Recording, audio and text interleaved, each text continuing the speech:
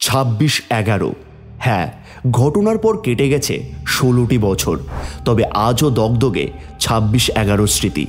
ঠিক কী হয়েছিল সেদিন রাতে স্বপ্নের নগরীতে? মুম্বাই শহরটাকে প্রায় 60 ঘন্টা ধরে একরকম দখল করে রেখেছিল সন্ত্রাসীরা।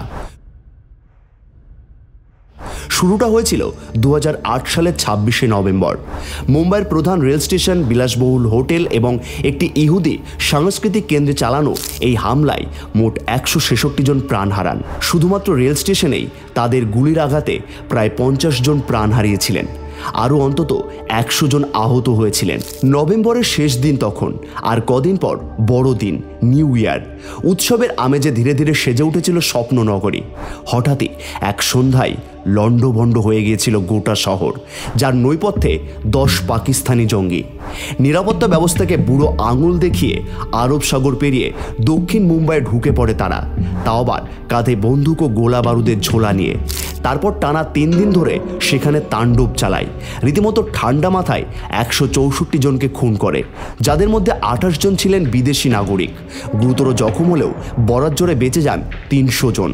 সেই ঘটনার পর 16 বছর কেটে গিয়েছে, তবে আজও দগদগে 26/11 স্মৃতি। জঙ্গি সংগঠন লস্কর-ই-তৈবার শীর্ষ নেতৃত্বের অধীনে 4 দফা প্রশিক্ষণ দেওয়া হয় জঙ্গিদের এই হামলার আগে।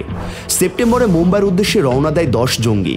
আরব সাগরে তাদের নৌকা ডুবে যাওয়ার উপক্রম হয়েছিল একবার, তবেও কোনো ক্রমে রক্ষা পায়। প্রথম 7ই নভেম্বর হামলার ছক ছিল তাদের, তবে তাদের নিরাপদে ভারত পৌঁছে দিতে অস্বীকার করে একটি ভারতীয় নৌকার ক্যাপ্টেন। জঙ্গিদের নাগাল থেকে পালিয়ে বাঁচেন তিনি।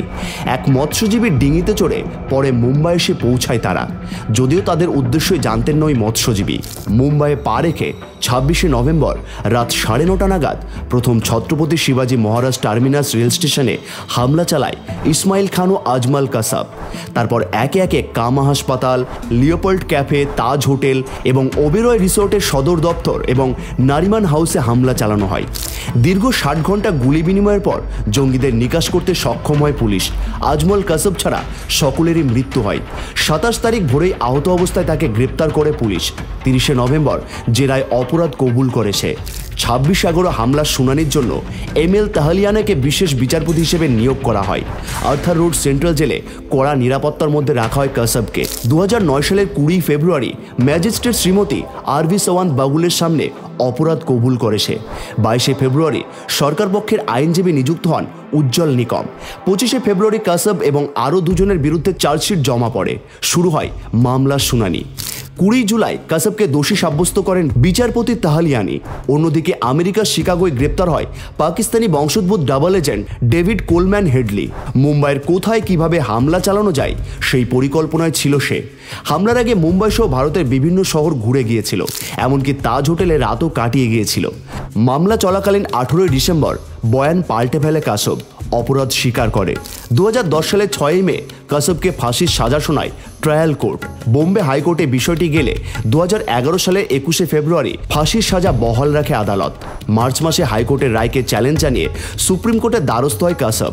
দীর্ঘ তর্ক বিতর্কের পর 2012 সালের 29শে আগস্ট কাসাবের ফাঁসির সাজা বহাল রাখে শীর্ষ আদালত। সেপ্টেম্বর মাসে মহারাষ্ট্র সরকারের মাধ্যমে তৎকালীন রাষ্ট্রপতি প্রণব মুখোপাধ্যায়ের কাছে প্রাণভিক্ষার আবেদন করে কাসাব, কিন্তু তা খারিজ হয়ে যায়। 21শে নভেম্বর পুনের রিয়ারওয়াড়া জেলে নিয়ে গিয়ে ফাঁসি দেওয়া হয় তাকে। কবর দেওয়া হয় জেলের মধ্যেই। নিহত জঙ্গিদের DNA পরীক্ষার রিপোর্ট, বেশ কিছু ছবি এবং তাদের কাছ থেকে উদ্ধার হওয়া কিছু জিনিসপত্র পাকিস্তানের হাতে তুলে দেয় ভারত সরকার, যাতে প্রমাণ হয় হামলাকারীরা পাকিস্তানের নাগরিক ছিল এবং লস্কর-ই-তৈবা জাকিউর রহমান লখভি এবং হাফিজ সঈদের নির্দেশেই এই দেশে এসেছিল তারা।